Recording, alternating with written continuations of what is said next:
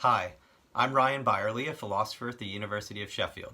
This is a recording of my talk for the open session of the joint session of the Mind Association and Aristotelian Society. I'll be covering a good deal of ground in my talk. It is, roughly speaking, an introduction to central themes of my current book project. The book is titled Intellectual Dependability, a Virtue Theory of the Epistemic and Educational Ideal. It should be in print from Routledge Press toward the end of this year or early next year. I'd be very happy to hear from you if you have questions about the talk or would like to follow up in some way. If you're interested in reading further on the topic, you can find at the moment drafts of the chapters from the book on my personal website.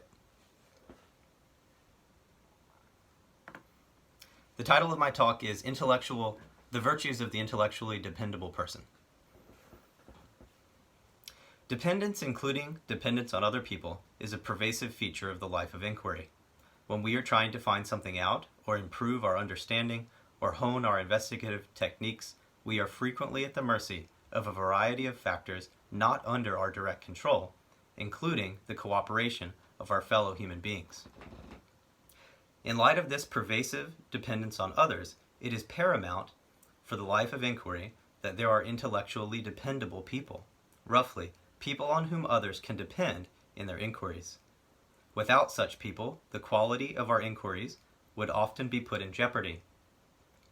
It is this ideal of the intellectually dependable person that is the subject of this paper.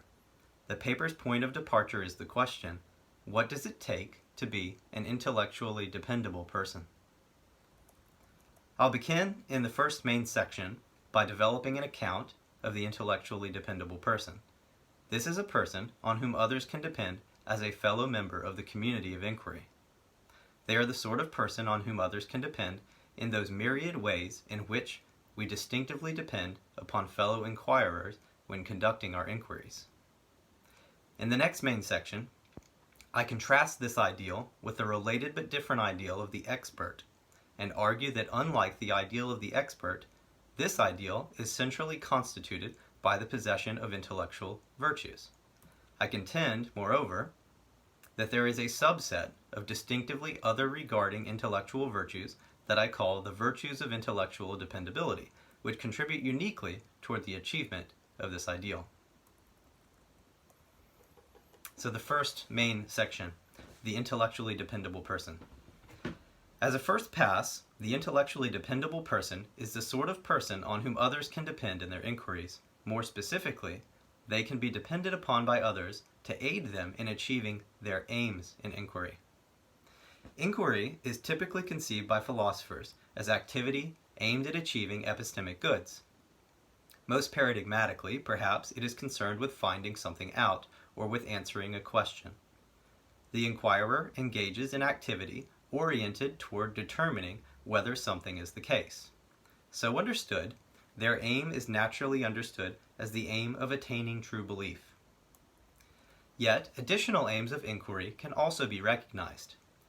Inquirers may aim at avoiding false beliefs. They may aim at obtaining justified attitudes, at acquiring understanding, conducting inquiries in accordance with responsibilist intellectual virtues, and they may aim at obtaining epistemic achievements, for instance. Even if these aims are not all appropriate as non-instrumental aims of inquiry, they are at least appropriate as instrumental aims. The intellectually dependable person, then, is the sort of person on whom others can depend for aid in their pursuit of fulfilling these varied aims of inquiry. More specifically still, the intellectually dependable person can be depended upon by fellow inquirers to fulfill a range of specific functions that aid them in achieving these aims in inquiry. The functions are all functions that we distinctively depend upon our fellow inquirers to fulfill. Perhaps the paradigmatic function, and certainly the one which has received the most attention from social epistemologists, is the function of supplying testimony to target propositions of others' inquiries. In this case, the one depended upon asserts that P, and the dependent inquirer comes to believe P on this basis. Yet there are many other functions we depend upon our fellow inquirers to fulfill that contribute toward our pursuit of fulfilling our aims in inquiry. We depend on them, more broadly, to represent their epistemic state regarding a proposition to us, even without explicitly testifying to it or against it, sharing their perspectives with us, if you will. We depend on others to examine and critique our arguments and our investigative methods. We depend on others to point us toward relevant evidence. We depend on others to help us gain new skills and abilities for inquiry. We depend on them to support our educations. We depend on them to model excellent inquiry for us, and so on. The intellectually dependable person is the sort of person who can be depended upon to discharge these varied functions with excellence. Depending in our inquiries on intellectually dependable people is good for us, better than depending on people who aren't intellectually dependable. It tends to be better for our inquiries if we depend on intellectually dependable people than if we depend on otherwise similar but not intellectually dependable people. So now I turn to the second main section, the virtues of intellectual dependability. A natural next question is this: what does it take to tend to fulfill the relevant functions well? If we could answer this question, we would understand better what it takes to be intellectually dependable.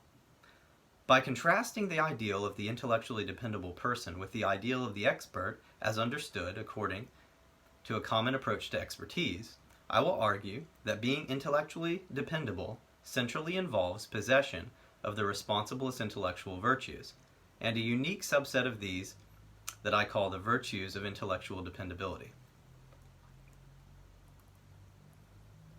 According to a leading conception of expertise with which I will operate, being an expert is about individual epistemic achievements within the domain of expertise. It's about knowing a lot in a domain and having the domain relevant skills and abilities to further knowledge within that domain. Being an expert, so understood, can enhance one's intellectual dependability within the domain of one's expertise. A person with expertise regarding P is better positioned to provide accurate testimony regarding P, for example.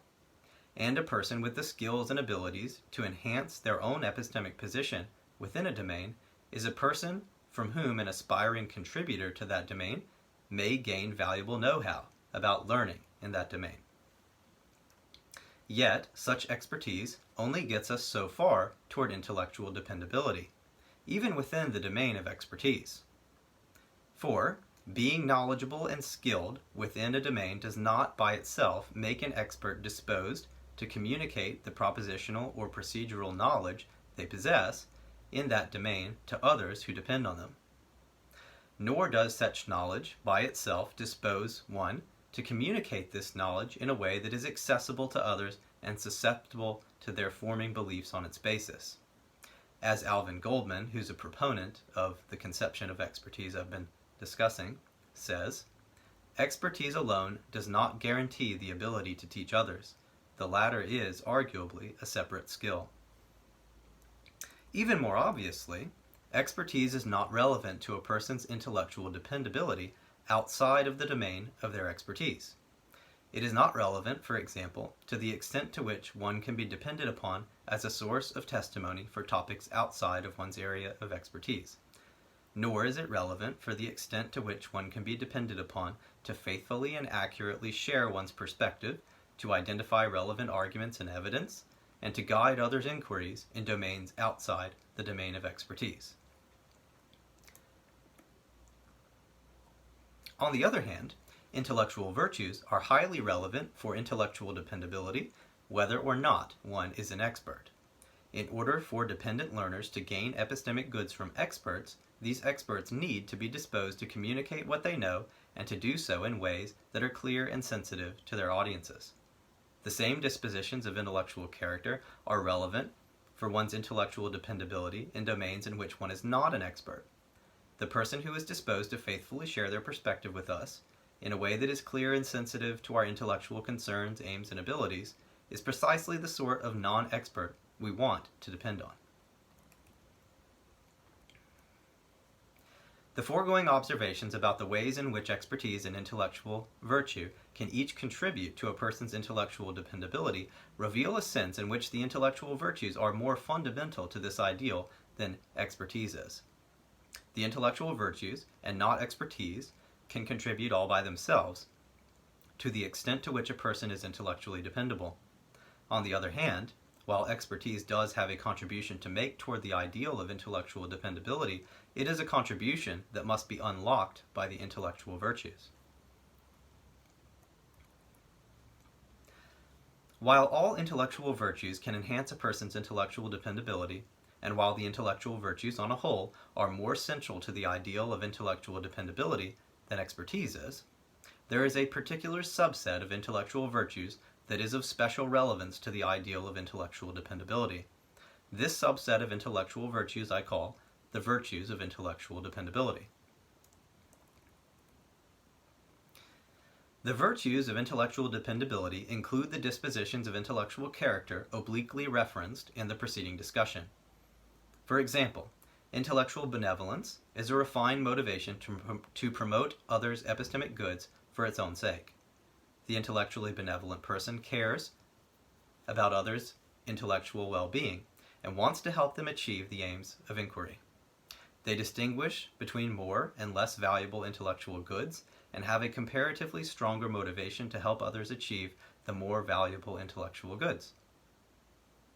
Intellectual transparency is a tendency to share one's perspective on topics of others' inquiries out of a motivation to promote others' epistemic goods. The intellectually transparent person is good at representing their own perspective and at helping others enter into it in order to be more fully informed. Communicative clarity is a tendency to resolve ambiguities in one's communications to others out of a motivation to promote their epistemic goods. The clear communicator tries to ensure that others do not misunderstand them by doing such things as defining their key terms, organizing their communications in a way that is easy for their recipients to follow, and distinguishing their views from other views with which they might be conflated. Audience sensitivity is a tendency to regulate one's communications with sensitivity to the distinctive features of one's audience out of a motivation to promote their epistemic goods. The person who is sensitive to their audience is concerned to know about the intellectual interests, needs, abilities, perspectives, and dispositions of their audience. And they alter their communications to this audience so as to at best advance the audience's epistemic goods in light of these features. Finally, epistemic guidance is a tendency to help others manage epistemic risks so as to promote their epistemic goods. The epistemic guide helps others to distinguish between good and bad processes of inquiry, good and bad traits of inquirers, and vulnerabilities and strengths of views or arguments they are considering. Notably, these intellectual virtues have received virtually no attention from virtue epistemologists. While there has been tremendous growth in scholarship on individual intellectual virtues and vices, this scholarship has largely overlooked good candidates for virtues of intellectual dependability such as these. And this is despite a call to attend to these kinds of virtues issued nearly 20 years ago now by Jason Kowal. I propose that what unites these intellectual virtues as a group is that they must be possessed out of the motivation to promote others' epistemic goods. This is not a requirement for possessing intellectual virtues that are not virtues of intellectual dependability, such as intellectual thoroughness or open-mindedness. It may be that all intellectual virtues can only be possessed in their fullness if they are possessed in part out of a motivation to promote others' epistemic goods. But the virtues of intellectual dependability, I propose, remain distinct. Possessing them simplicator requires possessing them out of this motivation. A research program devoted to these distinctively other-regarding virtues of intellectual dependability could make a valuable contribution to social epistemology. Thank you.